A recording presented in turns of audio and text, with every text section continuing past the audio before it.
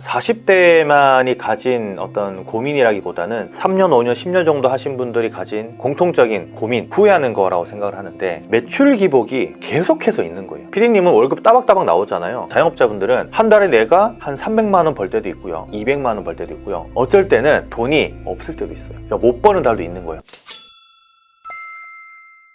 권프로님, 자영업자가 40대가 되면 혹시 특별하게 하는 후회가 있나요? 자영업자분들이 40대가 되면 특별하게 하는 후회들이 있습니다. 한두 가지가 아니고 3, 4가지 정도로 생각을 하는데, 제가 전국에 한 이제 5,000명 정도 자영업자분들을 강연하거나 강의하거나 컨설팅하거나 코칭을 해봤는데, 40대에서 한 40대 중반으로 넘어가면서 하는 후회들이 4가지 정도로 좀 정리가 되더라고요. 4가지씩이나 있나요? 4가지보다 더 많을 것 같은데, 오늘은 윤 PD님이랑 오늘 처음이잖아요. 좀 PD님 목소리도 굉장히 떨리고 어색한데 그래서 한 4가지 정도 좀 줄여가지고 얘기를 해드리면 좋을 것 같아요. 그럼 첫 번째부터 한번 들어볼까요? 첫 번째는 최근 들어서도 제가 많이 듣고 있는 건데, 가족들이랑 멀어지는 거예요. 그러니까 예를 들면 아마 피디님도 나중에 장사를 하시게 되면 아실 텐데, 장사를 좀 젊었을 때 시작을 하신 분들은 특히 더 이걸 많이 느끼는데, 장사가 하루에 6시간, 8시간 이렇게 근무하는 게 절대 안 되거든요. 최소한 9시간, 10시간이고 대부분의 장사가 12시간 정도씩 장사를 해요. 만약에 점심이랑 저녁까지 하는 식당이라고 칠게요. 아침 8시에서 9시에 출근해야 됩니다. 출근했다가 만약에 9시까지 식사를 판매하고 10시에 마감한다고 칠게요. 그럼 퇴근할 때는 11시가 돼요. 그럼 하루에 거의 12시간 일을 하는 거죠. 계속 지속되다 보면 가정에 좀 소홀히 할 수밖에 없어요. 특히나 가장인 어떤 신분인 아버님들께서는 자식들하고도 좀 거리가 멀어지고요, 아내분하고도 좀 거리가 멀어지게 되고, 실질적으로 아내분한테 식당 일을 좀 도와달라고 얘기를 하기가 조금 애매한 게, 식당 일이 쉽지 않거든요. 같이 있다 보면 많이 싸워요.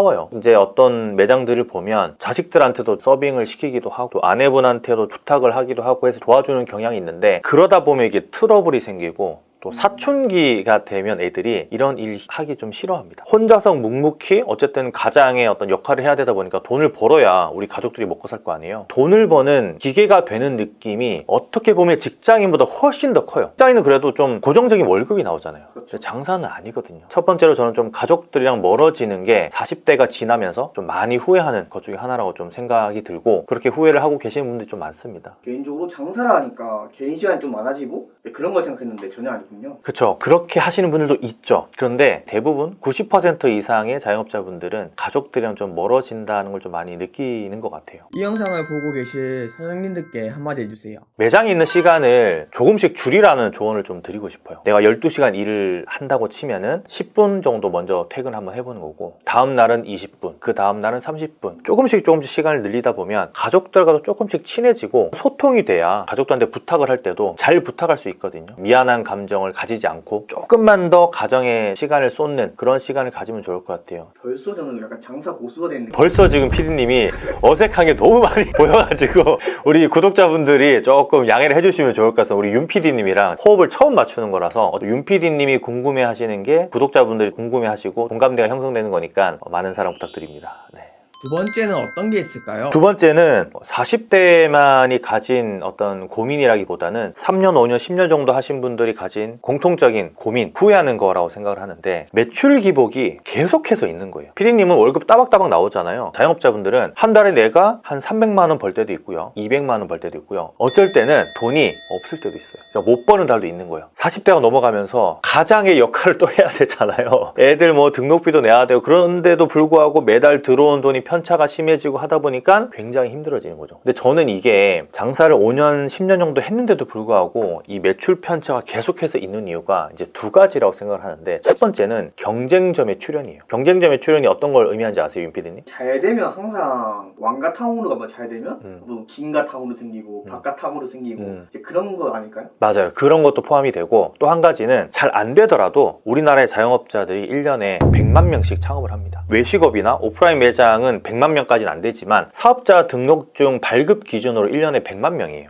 어마어마한 수치죠. 잘 돼서 창업을 하는 게 아니라 내가 뭐라도 해서 먹고 살아야 되기 때문에 떠밀려서 창업을 하다 보니까 매장을 하고 있으면 이 옆에 계속 생기는 거예요. 한번 쭉 생기고 나면은 오픈빨이라는 게 있잖아요. 개업식을 하게 되고 새로 생긴 곳이다 보니까 사람들이 막 거기 가겠죠. 매출이 계속 빠지는 거예요. 두 번째는 마케팅을 안 해서 그런 거예요. 몰라서 안 하는 것도 있고, 귀찮아서 안 해서 매출이 등락폭이 너무 계속 커지는 거죠. 본인 딴에는 약간 마케팅을 할 수 있는데 건프로님이 보시기에는 마케팅이 아니라고 생각하시는 거죠? 그렇죠. 저희 그 장사는 건물주다 홈페이지에서도 저희가 마케팅 강의를 했었잖아요. 마케팅을 들으셨던 분들 중에 가장 많은 후기가 어떤 거였냐면 이런 마케팅이 있는 줄도 몰랐고 이런 효과가 있는 줄 몰랐다. 실제로 해보니까 이런 효과들이 있었다라고 하는 후기가 정말 많거든요. 지금 벌써 후기가 한 48개 정도 있을 거예요. 네이버에서 장사는 건물주다 딱 들어가면은 정규 강의에 보면 마케팅 강의가 있거든요. 거기 보면 그런 후기들이 되게 많습니다. 그러니까 거기서 말하는 마케팅은 기본적인 건데 우리 매장에 적용할 수 있는 것들로만 거의 한 9시간 정도 마케팅 강의를 한 거예요. 그런 마케팅을 좀 체계적으로 할 수 있도록 우리 매장에 맞게끔 조금만 실행을 하면 되는 건데 몰라서 안 하는 것도 있고 안 해서 계속 매출 편차가 생기는 걸 수밖에 없어요. 지금 막 창업하는 우리 젊은 친구들 있죠. 지 세대들은 그런 마케팅을 다 하고 있어요. 그런 강의들도 좀 보시면 좀 도움이 될 것 같아서 고정 댓글에다가 강의 링크 제가 남겨놓을 테니까 커리큘럼만 봐도 도움이 되거든요. 그런 것만 보고 좀 실행에 옮기셨으면 좋겠어요. 강의를 결제 안 해도 됩니다. 커리큘럼만 보고 그것만 가지고 실행을 하셔도 돼요. 디테일하게 알고 싶으신 분들은 강의를 보고 기복 없이 그렇게 장사를 좀 하셨으면 하는 그런 바람이 있어요. 수강은 끊어야겠는데요? 장사도 안 하는데 뭐하러 수강을 끊어요?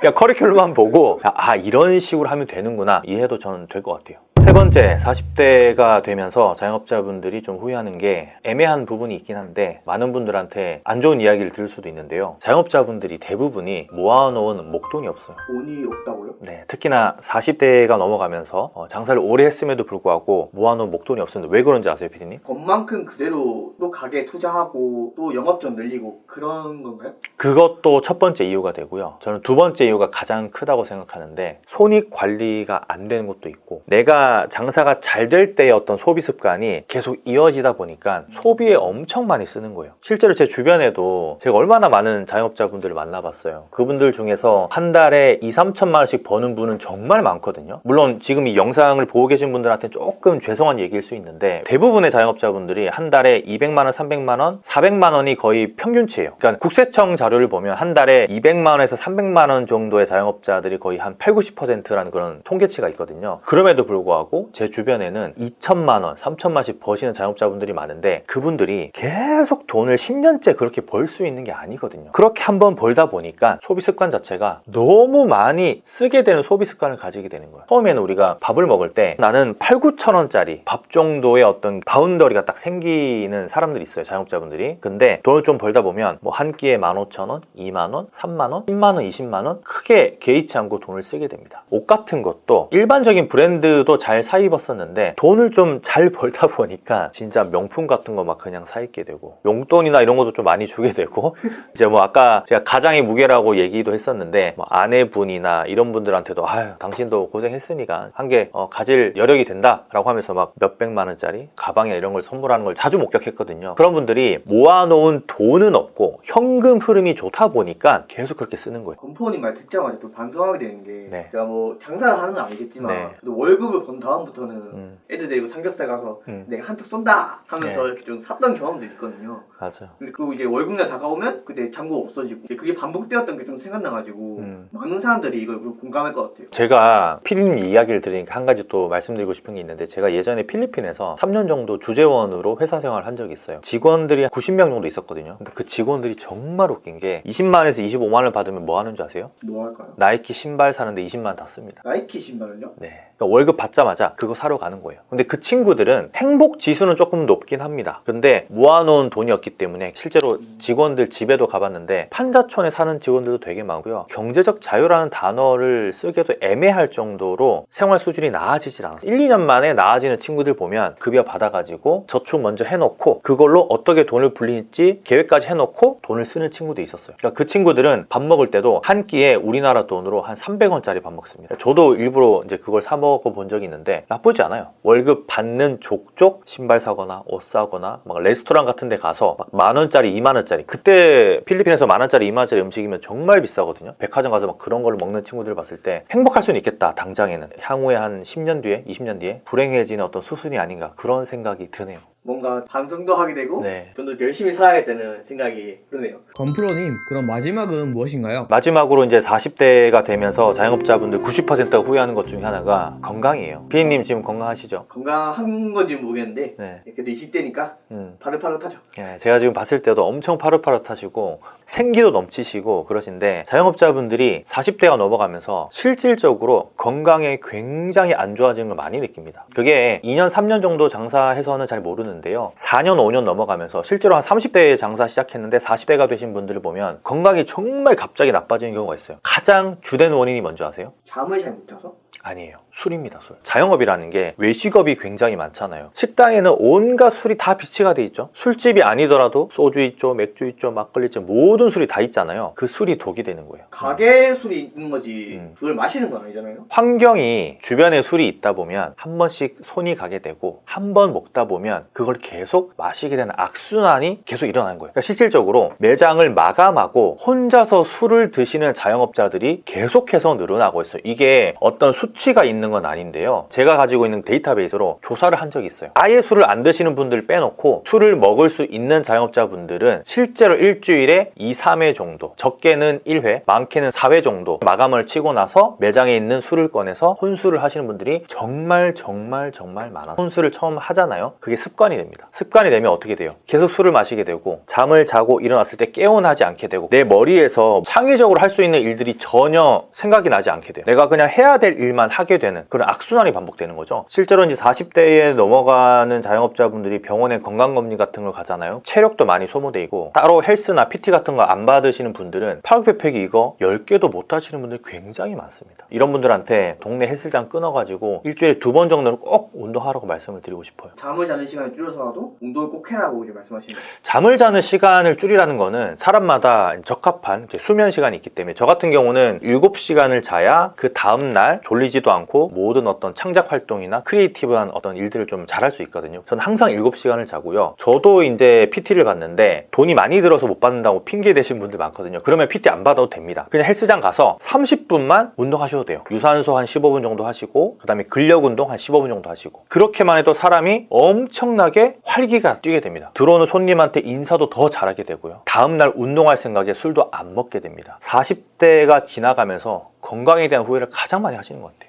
이 영상 보신 분들은 지금이라도 당장 운동을 전혀 같이 해야겠는데요? 네, 운동하시면 진짜 좋고 아마 하고 나서 저한테 댓글 한번 달아주시면 좋을 것 같아요. 아, 진짜 한번 이틀 운동해봤더니 이게 좋아지더라. 이런 거 좀 알려주셨으면 좋겠어요. 저희 4가지 다 들은 것 같은데 네. 마지막으로 저희 이런 구독자들한테 하고 싶은 말 40대가 넘어가시는 자영업자분들 그리고 이미 50대이신 분들 그리고 30대이지만 지금 장사를 하고 계신 분들이 있다면 오늘 제가 말씀드린 이 4가지를 꼭 한번 상기하셨다가 실행에 옮기셨으면 좋겠어요. 유튜브 영상이라는 게 한 귀로 딱 듣고 나서 이렇게 휙 흘러가 버린 경우가 많거든요. 그러지 마시고 꼭 이 4가지를 상기하셔가지고 후회하지 않는 자영업 생활, 사업 생활, 일상 생활이 됐으면 좋겠습니다. 오늘도 많이 파는 하루 되시고요. 오늘 윤PD님하고 처음으로 호흡을 한번 맞춰봤는데 윤PD님 좀 어떠셨어요? 저도 유튜브를 하지 않아서 잘 모르겠는데 말하다 보니까 건프로님이 뭔가 좀 더 대단해 보이고 뭔가 좀 더 편집 열심히 해야겠다는 의욕이 생기네요. 앞으로도 이제 윤PD님과 함께하는 장사 토크 좀 많은 사랑 부탁드릴게요, 여러분. 감사합니다. 건프로였습니다. 들어갈게요.